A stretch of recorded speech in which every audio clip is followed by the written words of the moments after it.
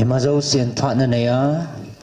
sun au ma zanam banga aphat cha cha ke man kan puiding ka ngai lu kanam mi te na heaven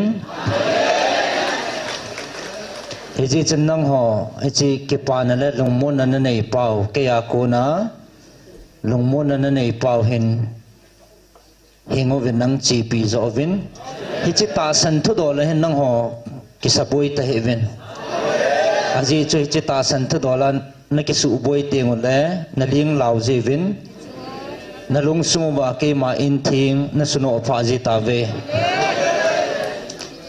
heji chen chi ta san thu do la nang ho ki su boi lovin ke ya lung mon na la ke pa na na nei pau chu chi pi zo ta vin ata san lo ho jong ke man ka tip pi phat en pal thau thau ding he